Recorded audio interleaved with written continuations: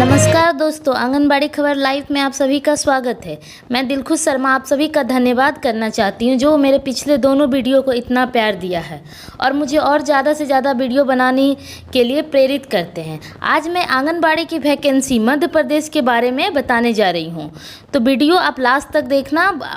इसमें मैं आपको ये बताऊँगी कि कहाँ कितनी सीटें हैं। ये वैकेंसी स्पेशली 3 जगहों के लिए, बैतूल ज़िले के लिए, हरदा के लिए और नर्मदापुरम मतलब होशंगाबाद के लिए। तो अब मैं आपको डॉक्यूमेंट्स के बारे में बताने जा रही हूँ कि कौन कौन से डॉक्यूमेंट्स चाहिए। तो हमें चाहिए जन्म प्रमाण पत्र, मार्कशीट, अब जहाँ तक भी पढ़े हो, 12th की, ग्रेजुएशन की, पोस्ट ग्रेजुएशन की, और आदिवासी क्षेत्र के लिए सिर्फ 8th क्लास की मार्कशीट चाहिए। 8th क्लास की मार्कशीट होना कंपलसरी है, अनिवार्य है। अपन को राशन कार्ड चाहिए, वोटर कार्ड चाहिए, बीपीएल की संख्या, अगर आप बीपीएल में हो तो आपकी, जिस पे आपके पिता या पति का नाम दर्ज हो।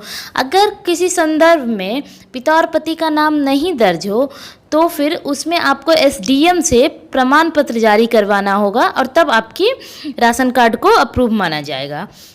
अनुसूची जनजाति मतलब कि आप एससी, एसटी, ओबीसी में हो तो आपको कास्ट सर्टिफिकेट देना पड़ेगा। विधवा हो, तलाकशुदा हो तो उनको भी उसका प्रमाण पत्र देना पड़ेगा, क्योंकि ये चीज़ें आप दोगे तो आगे इसकी ज़रूरत है आपको। अभी मैं बताऊंगी कि कैसे ज़रूरत है।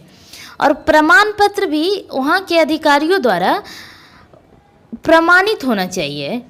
विधवा प्रमाण पत्र, तलाकशुदा प्रमाण पत्र सारे प्रमाणित होना चाहिए। और फिर अनुभव, जिन्होंने काम पहले कर रखा है, एक्सपीरियंस सर्टिफिकेट, वो भी अधिकारियों द्वारा प्रमाणित होना चाहिए, वो भी लगेगा इसमें।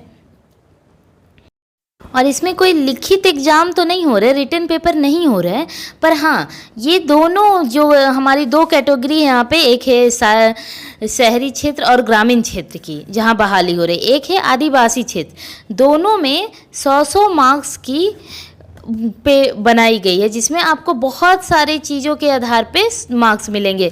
जैसे कि आप एससी, एसटी में हो तो आपको कुछ मार्क्स मिलेंगे, बीपीएल के कुछ मार्क्स मिलेंगे, आपके अनुभव, एक्सपीरियंस, आपने कितने साल पहले काम किया है कोई भी चीज़ में उसका, अगर आप पहले मिनी आंगनबाड़ी में काम कर चुके हो, शिशु दीदी रह चुके हो, इन सब के आधार पर आपको मार्क्स मिलेंगे।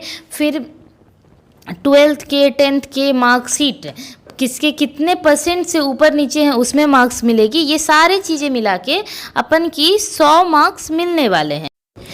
और मिनिमम हमारी एजुकेशन कितनी होनी चाहिए, इसमें फॉर्म डालने के लिए एजुकेशन हमारे होनी चाहिए। ग्रामीण और शहरी क्षेत्र के लिए 12वीं और 11वीं बोर्ड मिनिमम होनी चाहिए, कम से कम इतनी होनी ही चाहिए। और आदिवासी के लिए 10वीं और 12th की, 12वीं की होनी चाहिए।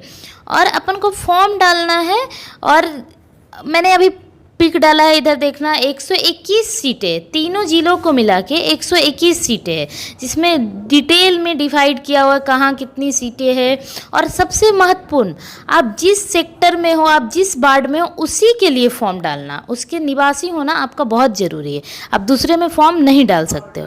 डिटेल की पिक डाल रही हूँ, आप उससे डिटेल में देख लेना कि क्या क्या कैसी चीज़ें, मैं दोनों की पिक डाल रही हूँ। पर फिर भी आपको कुछ प्रॉब्लम हो तो आप फिर से बोलना, मैं पीडीएफ डाल दूँगी उसकी। और एज क्या है कि अभी अगस्त है, अपन को अगस्त में फॉर्म डालना है, तो एज का ऐसा है कि 2022 जनवरी तक, आप जिस साल फॉर्म डाल रहे हो उसके जनवरी तक आपकी मिनिमम 18 साल एज हो जानी चाहिए, 18 साल से कम नहीं होनी चाहिए।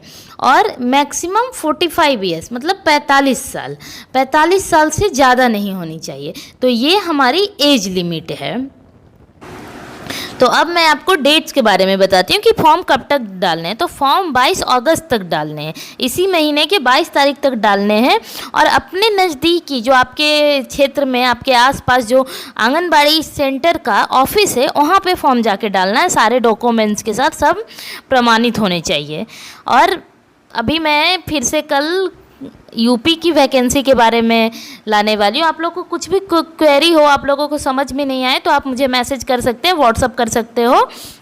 और कल मैं यूपी की वैकेंसी लेके आऊँगी, तो आई होप कि आपको ये वीडियो अच्छी लगी हो। तो आप प्लीज़ चैनल सब्सक्राइब कर ले और नोटिफिकेशन बेल आइकन दबाना ना भूले ताकि आप तक नोटिफिकेशन पहुंच जाए। और अगर पसंद आई हो तो लाइक कर दे। धन्यवाद।